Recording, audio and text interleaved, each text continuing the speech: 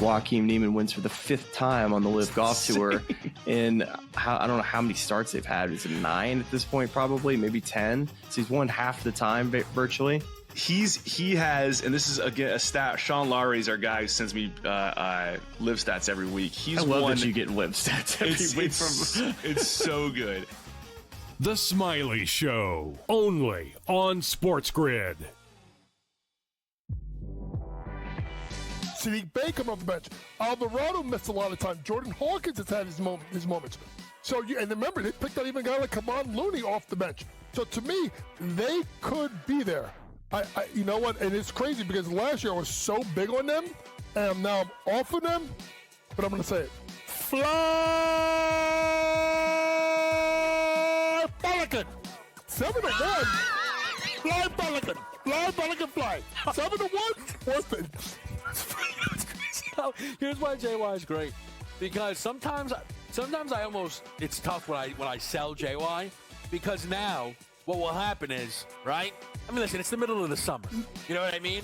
And what's going to happen in 2 months from now, JY's going to go, now listen, me and K-Dub love these Pelicans. I'm like, when did I say that? Whoa, I don't remember that one, JY. Betting above the rim, only on SportsGrid.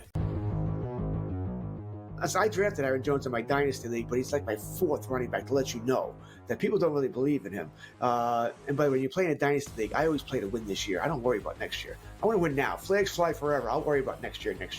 So, but I got Aaron Jones last year, 11.38. So he's going to drop that down by almost 50% not to get this total here. Yeah, I think he gets. I'll take the over. Fantasy Sports Today, only on SportsGrid. Dude, that's Smylie Kaufman for 61. Wow. I'm Smylie Kaufman, and this is The Smylie Show. All right, guys, welcome back. We got an incredible guest today, Harris English from Sea Island, Georgia. Harris, buddy, thank you for coming on. And I really always want to start for interviews we haven't done with PGA Tour players back at the beginning as much as we can, because Harris, you grew up in a small town in South Georgia, played a lot on the SJGT, and I just want to kind of talk about your just junior background as much as you can recall. Yeah. I grew up. I was born in Valdosta, lived there for a little bit. Lived in Quitman, Georgia, until I was like 5 years old, and then moved to Moultrie, which I'm not sure anybody knows. I do know where Moultrie is. Good little country club there, Sunset Country Club. Hosts the Pot of Gold Pro-Am, which is big around the Southeast. Just a fun tournament. I used to play in it with a head pro down in Thomasville. Hudson Swafford used to play on our team as well, and just it was like a pro scratch tournament. A lot of beer drinking going on. Obviously, I was too young to partake in that back in high school. But it was fun. Just a good country club to grow up at. They were really good to the juniors.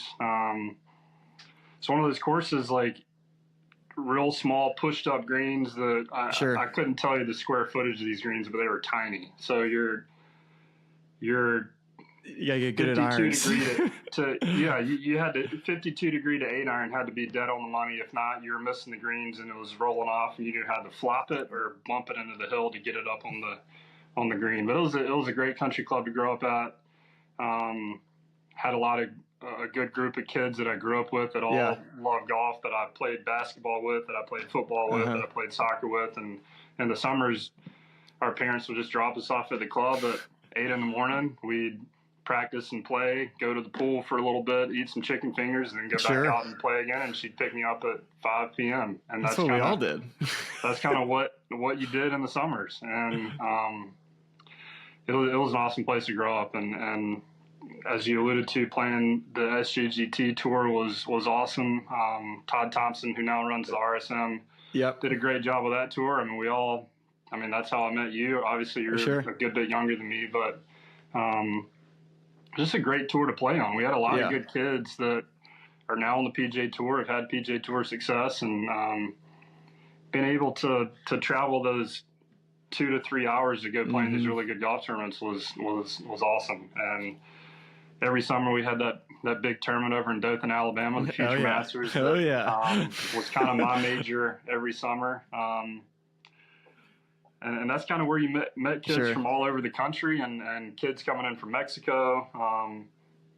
So yeah, it was a good place to grow up and a lot of really good junior golf around those parts.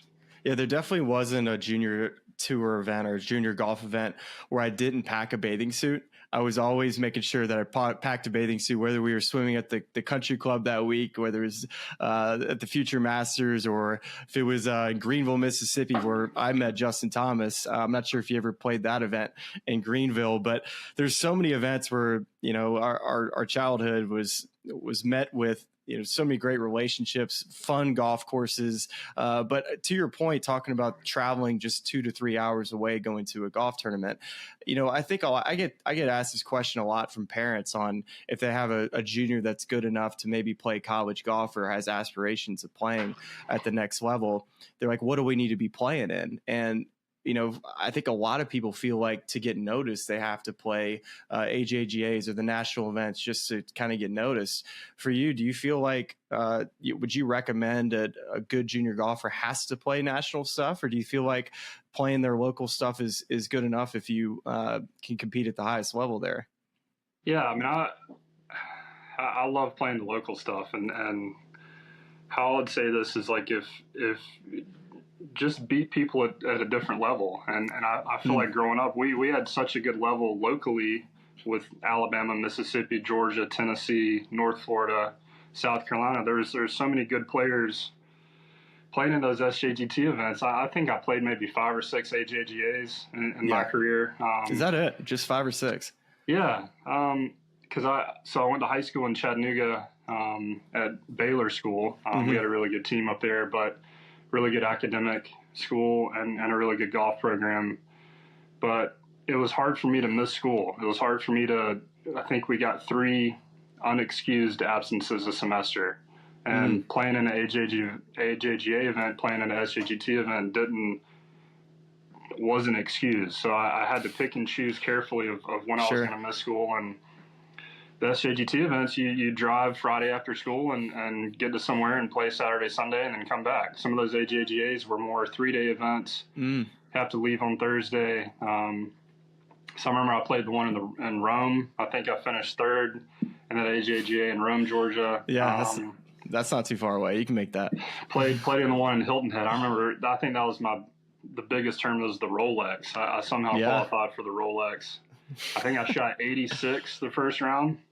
And my mom is like the biggest positive, like she's like the most positive person and supporter of me. And she would always mostly drive me to these golf tournaments. I remember it was like hole number 13 or 14.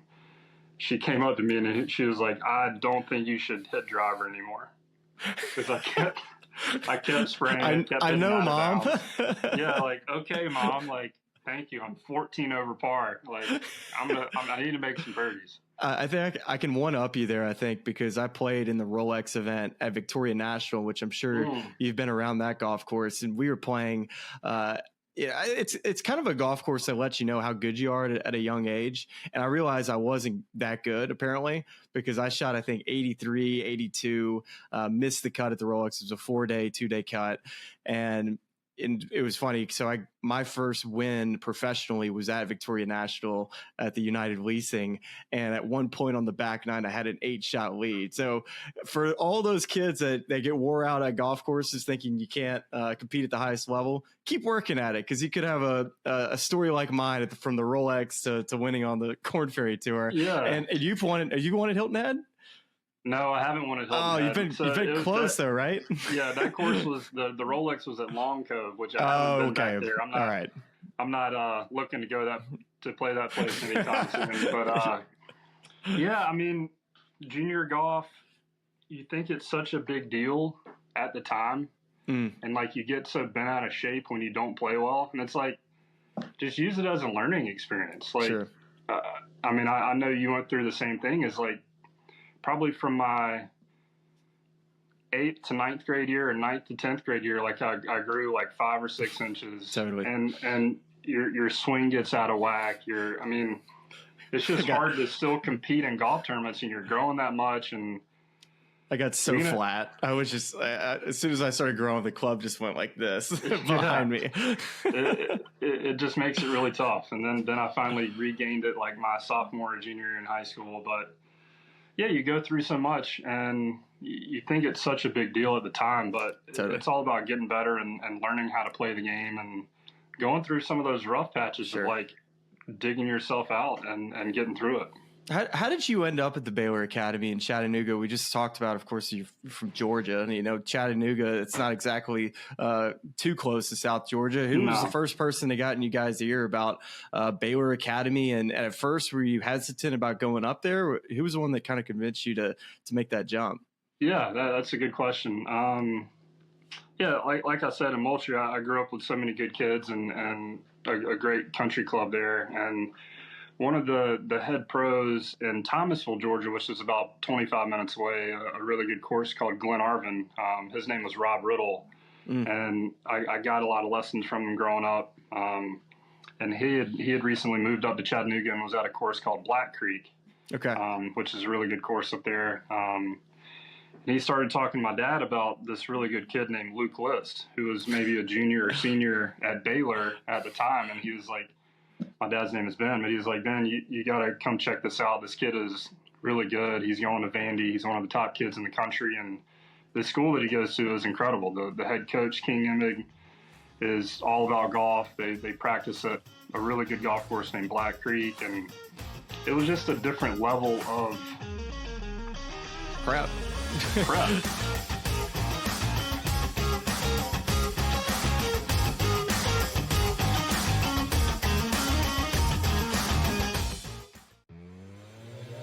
5 have to think long and hard about whether or not you're a Hall of Famer, you're not a Hall of Famer. I don't need to argue stats. I don't need to argue whether or not you are great. If Ichiro Suzuki is not a Hall of Famer, we don't need to have a baseball Hall of Fame. Like, just pack it up and shut it down, because that guy was as good of a hitter as we've ever seen. And he was unbelievable from the first time he stepped onto the field for the Mariners until the end. In-game live, only on SportsGrid. It's edge rushers. That's where it is right now. And I think Myles Garrett is in a class of his own. I think TJ Watt's right there. I think Micah Parsons is right there. Certainly, those guys are very, very good. Myles Garrett is in a class of his own. He just absolutely is. When the advanced stats about the double team rate, his quarterback pressure rate, all of that, he just stands a notch. I don't want to say a big gap, but he stands a notch ahead of those guys. Game time decisions, only on SportsGrid. He'll be your reserve, your extra guy here. Listen, we all need that. I say this all the time about outfielders. Most leagues, I don't know about your league, but we start 5 outfielders. Even if you're in a 10-team league, that's 50 outfielders. Plus you got some guys at utility. Plus you got some guys on reserve. 70 outfielders are gone. All right, so outfielders are extremely valuable here. And Moniak, if he's available, is a nice guy to pick up right now. Fantasy Sports Today, only on SportsGrid.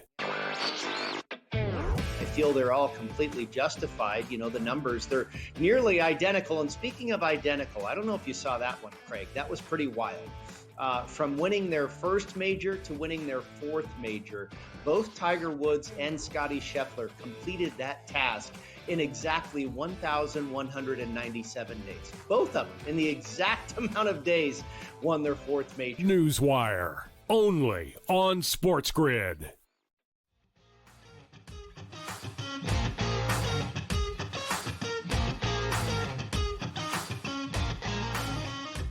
So yeah, I was not even thinking in that realm, and I guess my dad, my parents were kind of looking ahead of like, okay, if he really wants to go take this to the next level, go play big time Division I golf, like I always wanted to go to University of Georgia. Like, how are we gonna get this? Like, looking back, it's like they wanted me to get around the best competition that I could be in, and turned out that way. I mean, looking back, I think on my starting 5 my freshman year, I think we had 4 guys go play Division I golf out of the starting 5. And who was it? Seth Brandon went to Indiana. Don Franklin went to Samford. and then guys behind me like Steven Yeager came in my senior year from Germany. Keith Mitchell lived in Chattanooga. He was a freshman when I was a senior. Oh gosh, what was your hold on? What was your first memories of Keith and Yeager when they came in? So I knew Keith when he was like in sixth grade, seventh grade. Okay. I mean, he was the exact same person. Just on the range, talking to everybody, having fun. He always had a lot of talent. Like we knew how good Keith was. He just probably didn't dedicate himself to golf that like he should have back then. And obviously he's figured that out. So I've known Keith for a long time. And then Yeager coming in my senior year. I mean, this was I think one of his first times to the United States. Yeah. His parents found the school online. I guess he saw like how good this golf team was. And I remember him coming in. Our coach picked him up at the airport, took him like Hardee's, got him like a bacon, egg, and cheese biscuit. Never had that before. Welcome to the States. I'm sure his stomach was in shambles. He went out to the honors course, never played it in his life, and shot 68. And I was like, oh my God, this guy's the real deal. Because our coach, we would get kids coming in from kind of all over, and he would always pump them up. Like we had this kid from Mexico come in, and he was pumping them up, and I think he went to qualifying and shot like 95.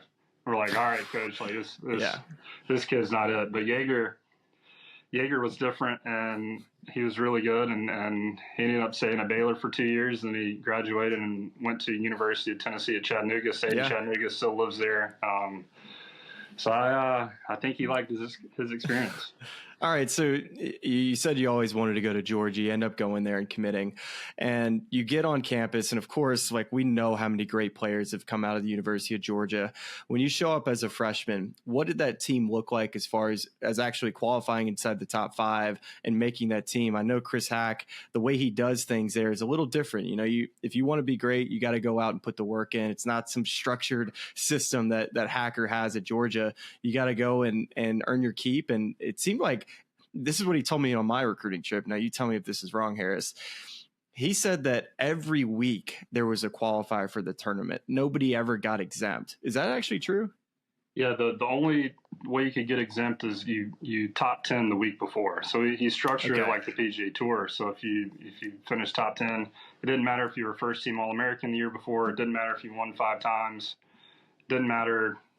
Nothing mattered. If you didn't top 10 the week before in the college event, you weren't exempt.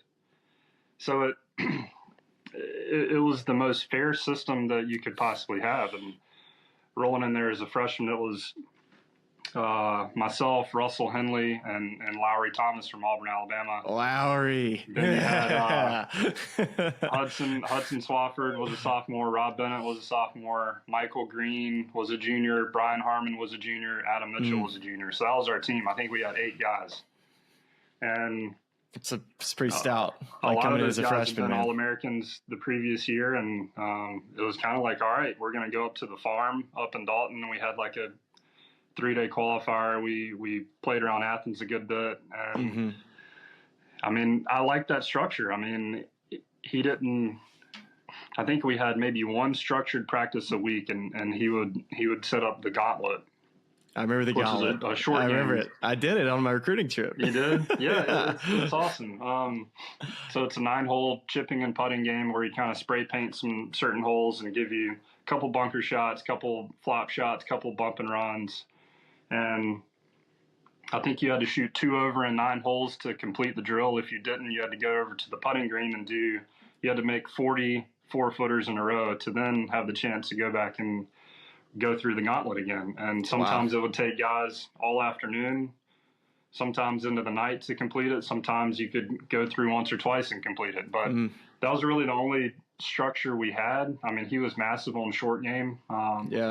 Obviously, Hacker had been around a lot of really good players, including guys like Ruji Yamada, who had one of the best short games. And he would always tell us, like, y'all need to spend most of your time, 80% of your time, chipping and putting and figuring out the play. And he would encourage us to go play golf a lot. I mean, that was the biggest thing of going to Georgia is we had the university course in our backyard. And could go play a lot, and we had a lot of qualifying. And that's kind of where you learn to get better instead of just getting up on the range and beating balls all day. Sure. And it prepares you for life after college. You know, if you're one who feels entitled to be wanting to be in the lineup week in and week out, feeling like you earned a spot, I can tell you most of the time those players don't pan out quite as good at the next level, or it takes them a little while to kind of mature to realize, okay, to make it out on the PGA Tour, it takes a lot of mental toughness. And every week you got to bring your lunch pail. There's no gimmies out there on the PGA Tour.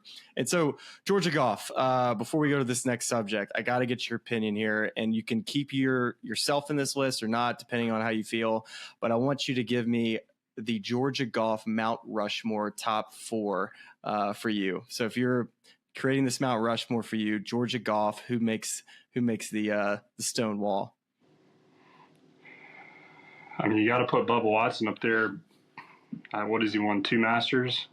Yeah, and it can be a career at Georgia. It can be their overall career. It can be a multitude of things. That's a tough question, some guys had great college careers that I would probably lean. A mix of all. Guys had really good college careers and maybe didn't have great pro careers, but they still were unbeatable in college. That's a good point. Man, Russell Henley won a ton in college. I mean, he was probably one of the most winningest players at Georgia. I think he won 9 or 10 times at Georgia. So I'll put him up there. And obviously he's had a hell of a career as well. Sure. Got to throw Harmon in there. He would probably say this, that he didn't have the college career that he wanted. He was All-American at least 3 times. I mean, played really well, but probably not up to Brian Harmon's standards. But thrown in that Open Championship, would have to put him up there.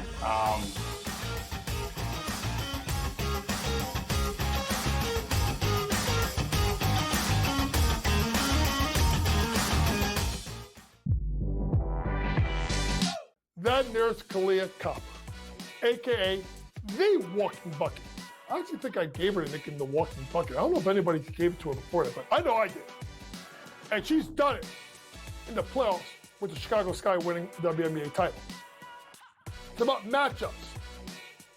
They have played the Liberty 3 times. They've beat them 2 out of 3. Betting above the rim, only on SportsGrid. Want to hear a crazy stat, guys, with this Pittsburgh Pirate team? I brought this up yesterday. Out of 106 games, they have been involved in 27 shutouts, 13-4, 14 against. Over 1 out of every 4 Pittsburgh Pirate games ends in a shutout. How crazy is that? Total is 8 tonight. In-game live, only on SportsGrid. One big problem for NBC, too many on-air cooks for the coverage, particularly on the weekends. Having 4 on-air teams separate time, divide the time, was really outrageous. You had Mike Tirico and his partner. You had Dan Hicks, NBC Sports' lead golf commentator, and his partner. You had Steve Sands from Golf Channel and his partner. And you had Terry Gann, who, by the way, if you don't know, is going to become an NBA play-by-play voice. Newswire, only on SportsGrid. Talk to any player. Hey, used to get 18 sacks, got 7 last year. Maybe it's a defensive scheme. I don't like it at the end of the season. Oh, he's got to earn his trust back. No, he doesn't. Just show up at camp the next year and start to dominate once again, and everybody will forget. You're telling me in game number 1, the Miami Dolphins going deep, Tyreek Hill, 6 catches, 144 yards and 2 touchdowns. Oh, man, we're still working the process. No, you're not. The minute you get back on the field, dap it up, get after it, and have a good season. The Early Line, only on SportsGrid.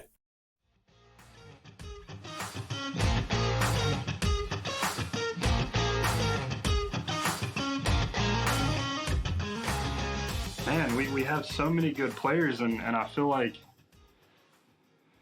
I mean, a lot of us don't have majors yet, but, I mean, you got Chris Kirk, you got Brendan Todd, Big Hud. Any of those guys stand out for their college careers? Like, were they just unbeatable? I would say Kirk. Like, Kirk was there before I was. Him and B. Todd had just graduated when I was coming in. Mm-hmm. But I think Kirk, he might have won the Ben Hogan Award. Sure. He had a really, really good college career. And then you got guys that came before me, like the Nick Cassini, the Eric Compton, Ruji Yamada,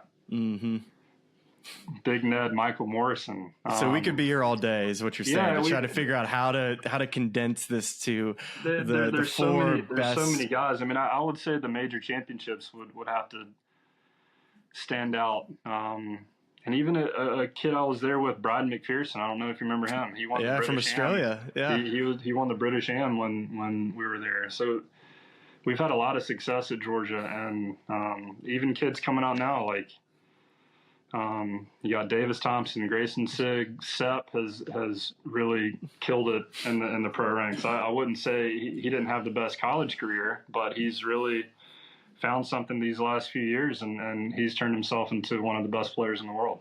Well, we're going to have people comment this. If you're familiar with the Georgia golf program, make sure you comment your Mount Rushmore, because Harris might be doing this the rest of the day to try to figure out who makes its top four. And just so you know, you make my top four, so we're going to include Harris as a 4-time All-American at Georgia, which probably has not happened very often, would be my guess. I'm going to throw you on that list. So I appreciate that. Well, you know what's cool too is that a lot of players had success right out of college from your class. And we talk about yourself, talk about Hudson Swafford, Russell Henley. You know, you won the nationwide Children's Hospital event as an amateur. Hudson won the Georgia event on the Corn Ferry right after he graduated from college. And then you have Russell Henley that as soon as he got to the Corn Ferry Tour, he won twice in his rookie year. And I remember this vividly because it was right around the time one of my teammates, John Peterson, had said, I think the best college players can compete with the best players on the PGA Tour. And he was chastised for it. But you guys come out and win immediately and then get to the PGA Tour and win quickly. Do you remember that time and just the kind of how that was being talked about as the hotshot amateurs coming up and winning quickly the professional ranks? I do. I think Peterson got a lot of flack for that. For real no reason. Like, I don't understand why people just chose to, like, he was kind of the bad boy of golf. Or he wasn't wrong either. He wasn't wrong. There was just kind of a new era of, and you look at guys that came after me of Spieth, what he did right when he turned pro, and Justin, and Bud Cauley got his card through those 7 starts. I think he got 7 starts on tour and got his card. And Ricky Fowler was my grade, but he left, I think, after his sophomore year at Oklahoma State. So you had guys doing that pretty much every year of coming out and making their way on the PGA Tour. And Peterson wasn't wrong. And I think if somebody said that now, they'd be like, yeah, we get it. Like, you got Ludwig, you got all these guys coming up, and now these guys are coming right out on the PGA Tour, and you see how good they are. But what helped, like, I was totally fine with kind of taking each step as it comes. Like, I was fine with coming out of college, trying to make it on the Corn Ferry Tour. Like, we didn't have the PGA Tour U. We didn't have, like, you had All-Americans going to Q school and missing first or second stage. Like, it wasn't easy to get out even on the Corn Ferry Tour than going to a Q school and having the 6-round tournament, all that. It was just way different back then. But what really helped us at Georgia is it started my junior year is they had the Corn Ferry event at Athens. They had it at our university course. And I guess that's the one that Hud won, right? So Hud won it, I guess, after he turned pro. But yeah, I think my senior year, Russell Henley won it as an amateur. This was like in May. Like, we hadn't even graduated. That sparked it all, yet. right? Like, this was the sparking of, okay, wait, maybe these college guys can compete. Yeah, and it was massive. It was a massive confidence boost for us. I know Russell would say the same thing, is having a Corn Ferry event on kind of your home course, and it's a big deal. I think I finished like 35th maybe my junior year, and then like 22nd my senior year. But it gave me confidence of, like, I can play with these guys. Like, this isn't that much different than college golf. Like, the depth is a lot better. Like, you got 144, 156 guys playing, and all of them are really, really good. And in college, you might have 40 guys that are really, really good in one tournament. That's true. But it just gave us confidence.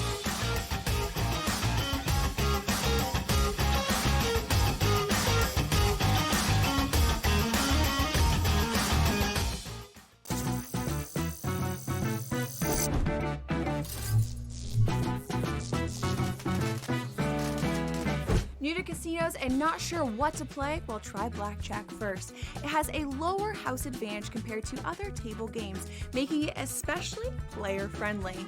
Now, go get lucky. See you in Las Vegas. Let's get lucky. Her and Howard at the 2-3 are extremely dangerous. But it's playoffs. And it's defense, and it's rebounding. You know the game. Offense exciting. You know, defense wins games. Rebounds win championships. Well, they got BG and Brianna Jones at that 4-5 combination. Betting above the rim. Only on SportsGrid. Tiger used to really annoy me because all he did was win, and I was like, gosh, I just want to see some drama. I want to see Phil challenge him. I want to see some magic down the stretch and have Tiger pull it out in miracle-like fashion, like Rory just did at the Masters, you know, when something is really compelling like that. Scotty sucks the drama right out of the golf tournament as well. He just doesn't do it with all the panache. Game time decisions. Only on SportsGrid. I like Payton. I like Jeremy Payton. I think he's a nice player, but really, look at this offense. You're shocked that they win games 2-1. I mean, they're an under machine. Solid pitching, even though Hector Staff's on the injured list still. The bullpen's solid, and they can't hit a lick. They average what? It seems like they average 3 runs a game, but somehow they run off 10 in a row. They're 10 games under, and then they're 20 games over 500. How does this team do it? That's just in them, though. In-game live, only on SportsGrid.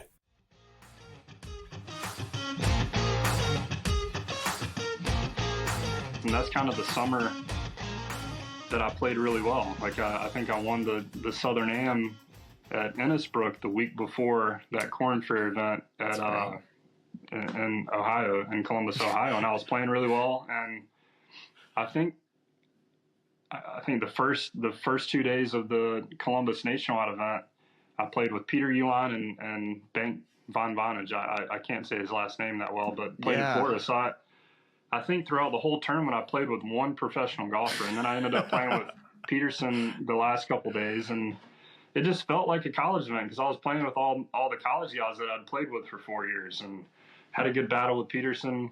Oh wait, was it John? It was you and John that were. It was you two that were going at it. Yeah, I birdied 18. That's he right. birdied 18, and I won by one. You know that course 18 is kind of a quirky par four. Yeah. Got to sling them on right to left, yeah. I don't think John could hit it quite far enough to take it all over the trees and go on the left side. He had an awesome drive right down the middle, a little tight draw that John always hits, and it rolled just through the fairway right behind this tree, and he had to chip out, hit it on the green somewhere, and ended up making bogey. And I kind of high hook one over the trees and the left rough or left fairway, hit it up there to 12 feet, and then all of a sudden I have a putt to win the tournament. And John had been leading all day.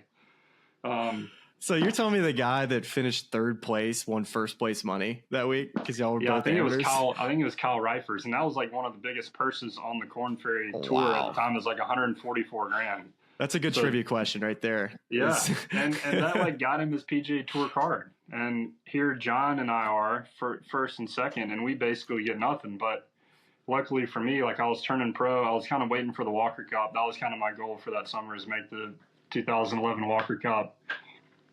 But I had 60 days to turn pro after I wanted to claim my tour status. So I was lucky enough to do that right after the Walker Cup and played 4 or 5 events on the Nationwide tour. But John didn't get anything. He didn't get money. He didn't get exempt status. That's so massive when you're that young, is just having a place to play. Oh gosh, yeah. And 100%. got pretty lucky, and you got to just kind of play good at the right time. So I assume that did that earn you enough point, or I guess you take up status, and then the next year, did you make it through to the PGA Tour? Basically, so I didn't get any. So you got none of the money. You got none of points. You just got status. No points. I had no points. If I would have gotten points from that tournament, I've gotten my PGA Tour card because I turned pro, claimed the nationwide status, played like 4 or 5 events. I think I lost to Danny Lee in a playoff in Midland, which is like my second professional start. I think I got 3rd at the Miami tournament over there by the casino. I can't remember that course. That's already all right. So I hear a 1st, 2nd, and a 3rd. I don't care. I don't need to hear the rest. That should have been enough for a PGA Tour card the following season. It wasn't. I made it to the finals at TPC Sawgrass. I don't think I made the cut, but I had to go through Q school. So it exempted me to 2nd stage. I did 2nd stage. And oh gosh, you didn't have enough to get like full status on the Korn Ferry Tour the following year? You had to go to Q school? I had to go to Q school. So winning the tournament gave me no points. So basically when I turned pro, I was starting from 0. Oh my gosh. That is so wrong, right? I don't know. Like, what's the point of Q school? It's to decide, like, I just don't get that one. That one's okay, but you obviously got through. You obviously got through Q school. I got through. I did the 2nd stage in Brooksville, Florida, like near Tampa. Yep, been there. Final stage was the 6th rounder out in Palm Springs, and that's just brutal. Like, it's brutal. These guys got it good now, Harris. They got it pretty good. These guys coming up. They got it good. It's different. I mean, it's how it should be. Like, the best college players should have a bit of a pathway or a head start or get their foot in the door on a place to play. And that's what we didn't have. And you had a guy like Brian Harmon, who was a world beater as a junior, played a couple Walker Cups, probably the youngest ever to make a Walker Cup team, 3-time All-American, yada, yada, yada in college. And then he struggles getting through Q school because it's so hard, like missing 1st stage, missing 2nd stage. Like, it's not easy. But it's not easy to have that one time throughout the year where you have to play really good golf. Like, you could go win 4 or 5 tournaments on the mini tours, and if you don't play good 1 week in the fall for Q school, you're out, and you have to try it again next year. And it's brutal, man. It's insane. And of course you eventually got through, and in 2012 you had a good season, 47th on the FedEx Cup for a rookie season. That's a really, really good start to your PGA Tour career. But the next 2 years I found pretty interesting. In 2013 and 14, you were Mr. Bubble Boy, and actually 2015 too. You were Bubble Boy for the Tour Championship. Both 13 and 14, you were the guy that was right there to have a chance to make it in that top 30. Kind of had some, I would say, lackluster performances in the playoffs in 13 and 14. Do you remember that time? Did you feel like you put too much pressure on yourself to try to make it to Eastlake? Yeah, I mean, kind of my first time going through it, and you want to make it. For me, making it to Atlanta, making it to Eastlake, of course, I've played a number of times close to Athens. But it kind of becomes a tournament within a tournament. Like, you're not. I put too much emphasis on, like, I have to do this. I have to finish top 15 to guarantee myself moving on, and you end up losing yourself in the round of, like, I'm just going to play the best I can, and with every stay in the present with every opportunity, I'm going to do something with it, and you're constantly thinking about other stuff and other things that you don't need to be thinking about. And I've done it plenty of times, and it's tough. And that's what those guys go through when you're keeping your card. Like, I've been on trying to keep my card and having to two-putt at the Wyndham from 45 feet to stay in the top 125. Like, it doesn't get easy because you know how big some of those metrics are. Like, right now, top 50 is massive. Like, if you finish top 50, you get an extra 8 elevated events, and that's massive for the points. So it makes golf a little tougher when you're having to worry about things outside of kind of what you can control. Well, I imagine in 2015 when you did make it to East Lake, the sigh of relief you probably felt when you actually qualified for the Tour Championship probably was your first, probably big moment for you, because when you make it to East Lake, you're one of only 30 guys, and any guy that you're standing next to the range, the consistency they had to show to be at that place probably was a very satisfying feeling at that point of your career. Yeah, it's really big, and getting into East Lake gets you in all the majors, which was massive for me, because that's what you want to do in golf. Like every year, you want to play in the biggest tournaments out there, and that's kind of the majors, and now the elevated events are massive. And I remember I think I made like a 15-foot putt for birdie. I think it was in Chicago, and Justin Thomas, I think, was the last man out. Like he finished 31st. It was like decimal points, wasn't it? Yeah, and again, like you think of all the shots throughout the year that you either gave away or you didn't convert on an easy up and down or stuff like that. And it all comes down to that one putt or one shot at that tournament that means so much. And I got the better of him that day and ended up moving on. But he had an awesome year for that might have been his rookie year or second year out, but I'm sure it gave him a lot of fire to get back to the Tour Championship next year.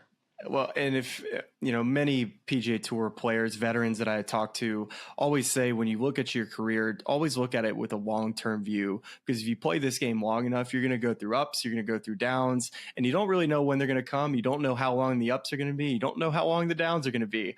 And when I look at your career, the biggest road bump I could see is in 2017 through 2019. You go from being the bubble boy for the Tour Championship for 3 straight years to all of a sudden in 17 through 19, you're the bubble boy just to keep your tour card. What do you remember about that specific time through that stretch of golf where in 2018 you had 20 missed cuts, but you still end up getting top 125? But still, I imagine that point of your career was probably something you never experienced before.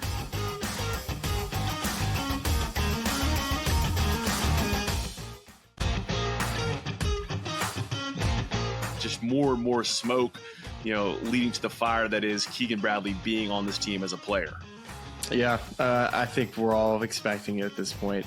And, Keegan, he knows he can't play poorly in the playoffs. Like, he knows he needs to keep momentum going. And if he continues to play well, he's going to be on this team. The Smylie Show, only on SportsGrid.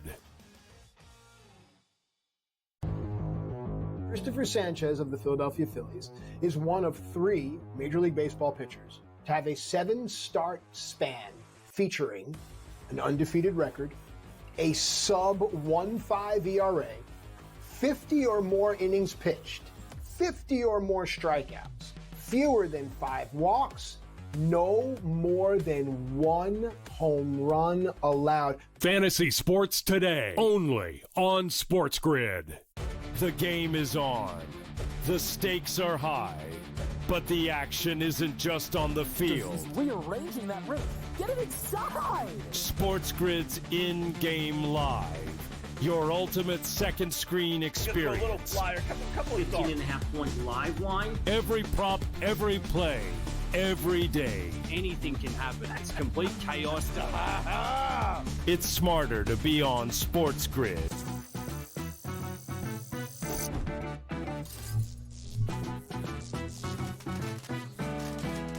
Playing online blackjack and want to try upping your odds? Well, here's a tip. Cheat cards tell you statistics for whether you hit or stand on every move. If you're into stats, this could be your ticket to winning. And it is totally legal.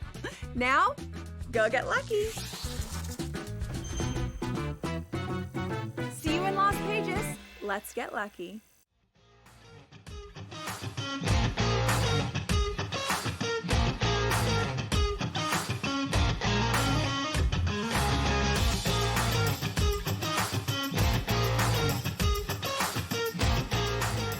Yeah, when you're playing really good, you don't know when you don't think it's ever going to stop, and when you're playing bad, you're like, I don't know how I'm going to shoot under par. I don't know how. Like, watching guys on TV, like they make it look so easy. Like I don't know how to do that. But I went through a big searching phase of too much technique, too much golf swing technique. And looking back, I guess it was good because I know I can't do that. And that's not how I play good golf. That's kind of not how I've ever been. And once you get to some of these pinnacles in the game of playing in a lot of last groups, playing in a lot of big tournaments, you can look around pretty easily and like, that guy drives it better than me. That guy hits his long irons better than me. That guy hits his wedges better than me. You can pick apart your game from any perspective. And I was doing that too much and thought I needed to make my swing perfect. And was going through a lot of swing coaches. And I mean, there were many rounds where I'd probably have 5 or 6 different swing thoughts. I'd start with one on the first 3 holes, then I'd hit a bad shot, then I'd go to another one for 3 holes and ride it until I'd do something wrong. And then it was just a constant battle of trying a bunch of shit. And it doesn't work. Like, what works in this game is doing the same thing every single day, the boring, monotonous stuff that breeds consistency to where you're under pressure, you're in these big moments, and you don't even have to think about your technique. Like you've done it so much and practice the consistency and the rhythm and the reps that it just kind of happens. And I mean, saw a lot of great swing coaches and they just didn't work for me. I don't know what it was. I don't know if I was hard-headed. I don't know if I was doing all the things they wanted me to do, but what really changed was when Justin Parsons moved to Sea Island, I think in 2018 or 19, and my agent Jeremy Elliott had already sent him some swings from those few years that you were talking about. And I guess when he had found out that he was coming over, he was going to be the next guy to replace Ty Anderson, who moved down to TPC Sawgrass. And so he had a little bit of an idea of this is what Harris looked like in 2012, 2013, 2014 when he was playing some really good golf. And this is what it looks like now. And he did a great job of kind of starting from the bottom up of like, my practices were too sloppy. I was not, focus was the wrong word. It was just the rhythm of my practice. I was hitting balls too fast. I wasn't focusing on what I needed to be focused on, which is like now I've just started using TrackMan the past probably 4 or 5 months. Probably not how other guys use it, but I treat every shot that I hit like it's a shot in tournament. I go through my full routine. I pick a spot in front of the ball. I visualize what I'm trying to do, and I hit it. And I do this thing on the TrackMan where it gives me a game. Like I would love playing Madden and college football and NCAA. Like that's all we did in college, and I'll still sneak off and do that a little bit at home. But to me, it's like playing a video game. Like the TrackMan, the iPad will pop up a green complex and it'll put a pin on the right, and it'll be 174 yards, and it'll give you the circle around the pin where like that's where you need to hit it to gain shots. So that's all I do is just practice those certain scenarios of shots. Like I rarely go hit ball. Like I don't really enjoy practicing on the range because I get bored so easily. But this keeps me zoned in of like, it's like I'm out there playing golf. So I'm hitting certain shots. I'm going through my full routine, and I can't tell you like how much that's helped me stay engaged. I don't go out and hit 300 balls. Like my practices are so much more efficient now from working with Justin and working on all of that stuff of him working with Louis Oosthuizen and him working with Charles Schwartzel. A lot of seeing Rory grow up. Like he knew what a good practice session was, and we just went back to the basics of my grip wasn't great, my grip wasn't consistent enough. Sometimes it would be a little too strong. Sometimes it'd be a little too weaker. He's like, you have to grip it the same every single time. I don't care what club you're hitting. It has to look the same. My aim was all over the place. Just the consistency of what I was doing was not breeding consistency on the course. And now it's like, I got to practice as consistent as I can to be the most consistent I can be out on the course where the pressure ramps up the most. Man, that was fascinating. And I think my takeaways from that is that you're much more intentional in how you practice would be probably the word that comes to mind. And then also engaging yourself in a competitive space, one in which it's not a blank board phase. Like every shot you can visualize a shot on the PGA Tour from 170 yards to a right pin that could be one that you're hitting that week. So it's always, looking ahead to what you're preparing for, but also getting your mind in a place that makes you really start to visualize what's ahead for either that day or maybe weeks ahead. But that's the type of practice that is next level. And I'm honestly surprised, Harris, that when I look down here at our Riverside app, that Charlie Holm, the producer and co-host of the show, is still here, because I'm surprised he's not already heading to the range to figure this out for him, because this is that was all such great information and gold for people that need to hear it. Yeah. And I'm like everybody else. I would think call it 7-8 years ago, okay, I'm not playing good right now. I need to go practice. And I would literally go hit balls for 5 or 6 hours until I don't know what my goal was, because you can work yourself into bad habits, and it's like you're going to hit bad golf shots. Mm-hmm. And I used to do these practice sessions and hit a bunch of 7-irons, and I'd pull one and be like, why did I just pull one? And then I'd work for another 30 minutes figuring out why I pulled that one shot. And you just dig yourself, and then you're tired, you're frustrated, and it's like, what? I'd leave the course and I just practiced for 7 hours and I have no idea what I just did. I'm not any more confident when I finished than when I started. So it's like that's not working.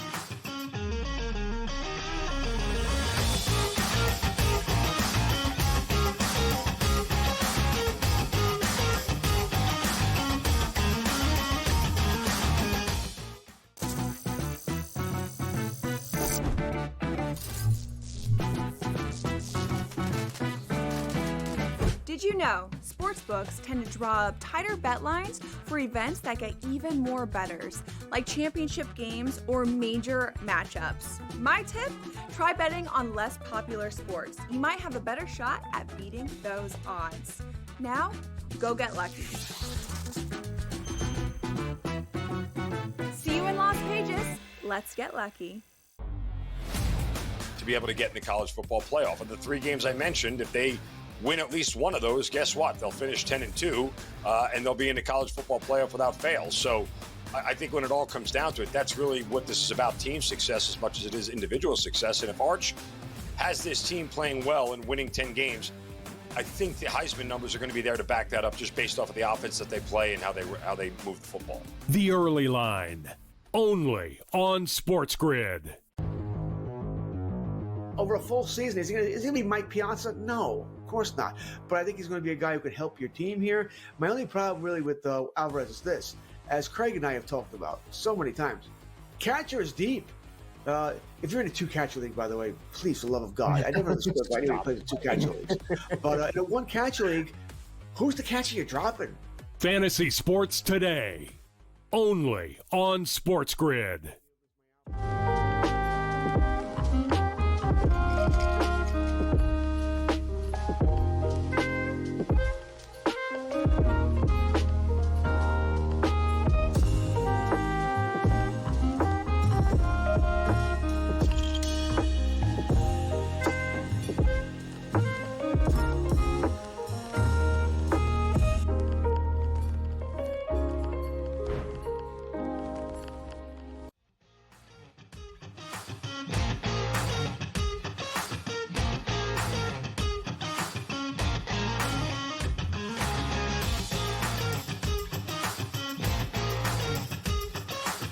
Yeah.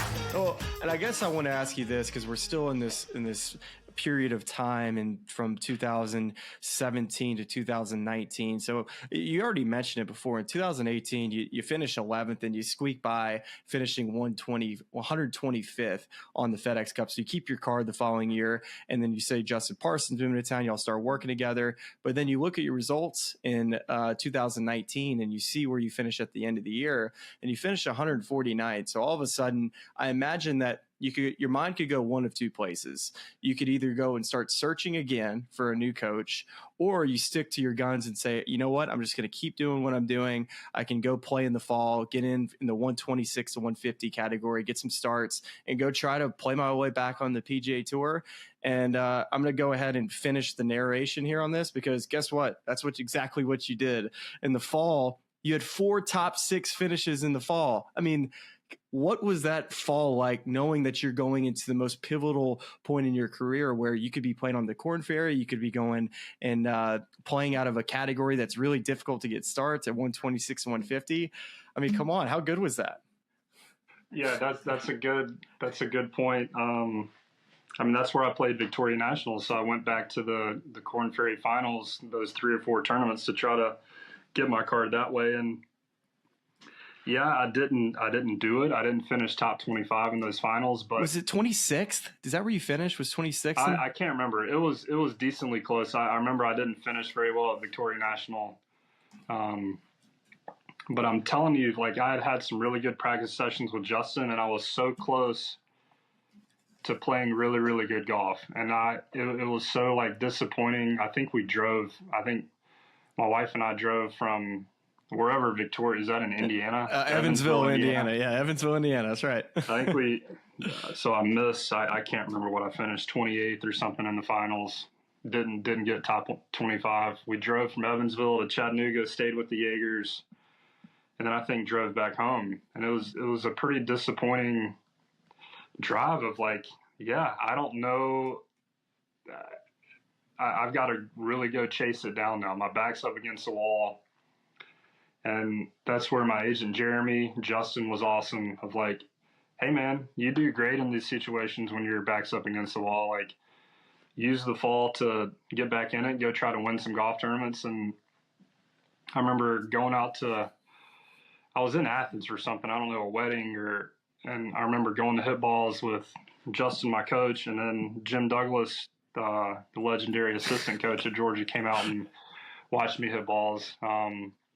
And he left there like, Harry, like, you're back. Like, you're that's the best I've seen you swinging in a long time. Like, you're total command of the ball. And I think the next week I went to the Greenbrier and finished like 3rd or 4th in the PGA Tour event. And you just, sometimes you think you're so far away, and then you have something click, or you remember something from a lesson, or you just have one of those practice sessions where you are in total control and command, and then it's like, all right, light bulb goes off and you can go compete. And that fall I played unbelievable, almost won a couple times, and I can't remember what I did in 2020. Like, well, how did it work with status? Because if you were obviously way up there on the FedEx Cup, but you were still playing out of the 126 to 150, so you could really only shuffle up in that category, right? So how did it work for you to be able? I wasn't getting in a whole lot of tournaments. I kind of get in the non-big golf tournaments on the PGA Tour. So I guess I would either have to get a sponsor exemption to get in, like, Bay Hill. But players, they fill their field based off of FedEx Cup. So, like, you would get into players, but the other ones, like you're talking about, you're just basically playing the ones that maybe not all of the big guys are playing in. Yeah, and I kind of framed that as like, well, I'm not going to get into every tournament I want to, but the schedule's kind of set for me of what tournaments I know. And I'm like, well, I might have 2 or 3 weeks off, and then I'm going to be the most prepared, the most well-rested, hydrated guy in the field, ready to go for that when I get that start. And that was kind of my mantra for that year, and it really worked out, and played good in 2020 as well. Like, I think I was in second place of the players before they shut it shut it down on the second round. So I was starting to peak at the right times, and man, I think you had to have set a record, Harris, because I don't think anybody has ever finished as high in the FedEx Cup from the 126 to 150 category. Dude, you finished 12th from that category. That record is going to be in the PGA Tour Hall of Fame forever. Nobody's ever going to touch that from that category. Yeah, and I mean, props to my team for kind of helping me frame that season of using it as an opportunity to go try to win golf tournaments. It's like it really can't get any worse. Like go balls to the wall. Go try to knock it down.